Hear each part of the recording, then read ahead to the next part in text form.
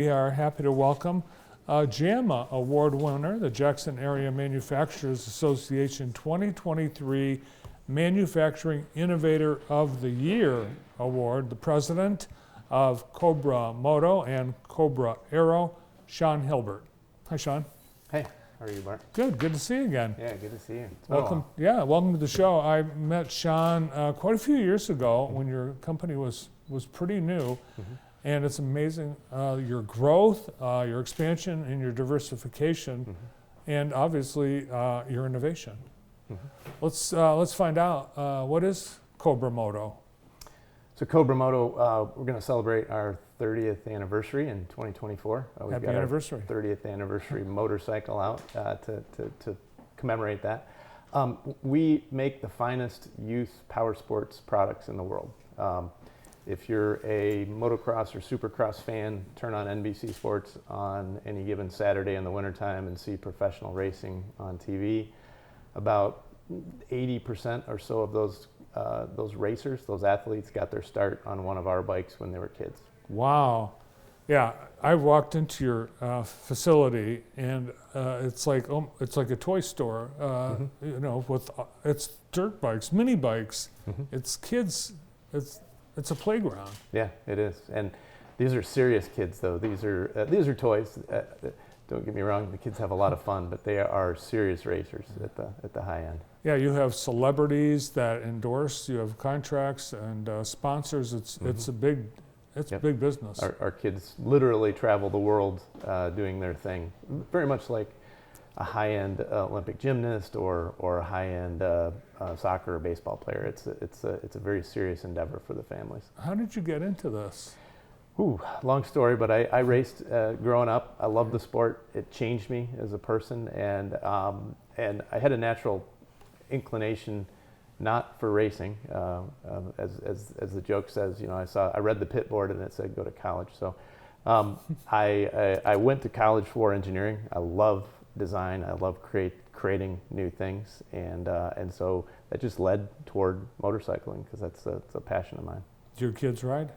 They all rode to some extent, but they didn't race. That's one of those things you're born to do, and I don't think any of them were born to do it. They had other things that they loved to do. What's the age? Because you can only do this for so long, and you don't fit on the bikes anymore. That's right. Our customer base turns over, you know, every few years. Earliest and very rarely do you see a 5-year-old, you know, on one of our bikes, but you do, up through about age 12, and then anything beyond that is going to be a new product line for us.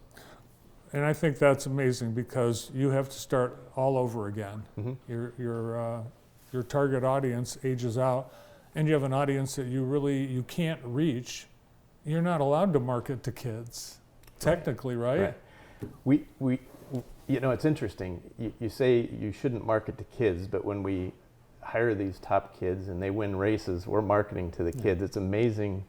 When we did a little bit of market research a few years ago and said, you know, who makes the decisions? It's got to be the parents, right? And more often than not, the kids influence that decision way more than what we thought.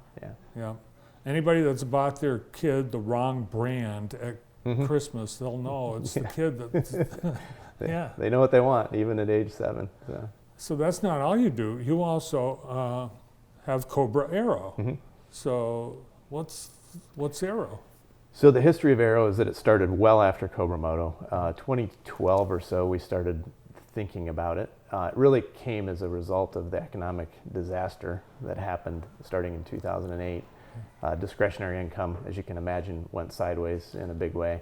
The motorcycle market in the U.S. for off-road motorcycles went down by 80%. Oh my gosh! And you know, 80% of your market going away is tough. We circumvented that a little bit by just pressing very aggressively in our marketplace in the U.S., but also by exporting to Europe and South America and anywhere else that the economic downturn wasn't as disastrous. We went after those markets to try to survive, and we did. But on the backside, we said, you know what? There's got to be an adjacent market somewhere that can help balance things out. And what we did really well was small propulsion systems, small engines, and things like that. It was all engines at that time. Fast forward to today, and the engines or the propulsion systems that we make for drone aircraft. I just got done with a meeting with the Navy. These are hybrid electric systems. Sometimes they're all electric. They're as sophisticated as what you might have in a hybrid car. Wow. So being able to create some high propulsion in a very small package for the little mini bikes gave you an into creating that same kind of propulsion. That's it, exactly, yeah. That's how the two companies tie together. As much as they seem like they're a million miles apart, they tie together at that technology and that expertise that we bring. And I remember, now that you mentioned the downturn of 2008, that's around the time that we met. And I know, like so many other manufacturers, there was tension in the plant because it was you could see tough that. Time. Yeah, it was a really tough time. Yeah, we had, going into that whole thing, we had 9 global competitors coming out. There was 2 left, and there's still 2 in the game right now. One out of Central Europe, out of Austria, and us out of the U.S. Everybody else is gone. And you've got 80% of the market. We have, in the U.S., at the big races, we actually have greater than that. We have closer to 90% of the market share. And it really is kind of a David and Goliath situation. Our competitor is, a multi-billion-dollar, multinational company, and we're the little folks from Hillsdale. So it fires us up, to say the least. That's amazing. So you're the iPhone of the mini performance bike. It's a good bike, yeah. We really focus only on that youth market, and because of that, we can be a little better. And that was some of the reasoning behind the award that JAMA offered us last year. Is a lot of it was around a lot of the new manufacturing technologies we're bringing to the marketplace, additive manufacturing, 3D printing, things like that we very aggressively pursue. But when I accepted the award, I talked about the fact that we innovate on a really small scale too, like 2% a year, 3% a year, but that compounds over the course of a decade, and that puts us in a completely different spot than our competitors. Wow. Yeah, I can see just in the process of innovation from the bikes to the propulsion system for the Navy, for example, great innovation. And really a tough market to crack. Defense.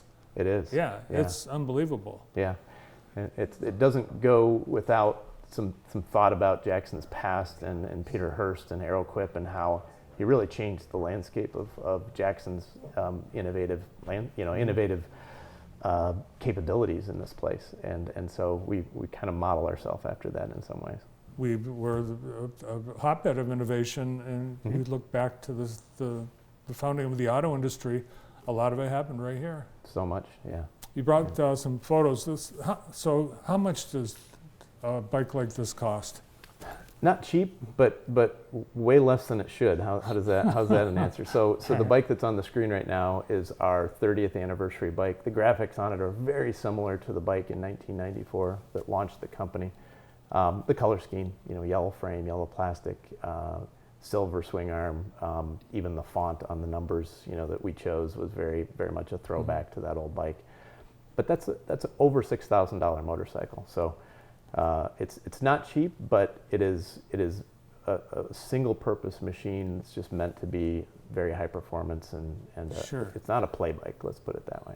It's really not a surprise to me. I've seen non-motorized road bikes that are $10,000 easily, right? Yeah. Mountain bikes these days can go for $10,000 or $12,000 pretty easily. So it's a bargain from that perspective. It really is cool looking, and I can see why a kid in this sport would want that.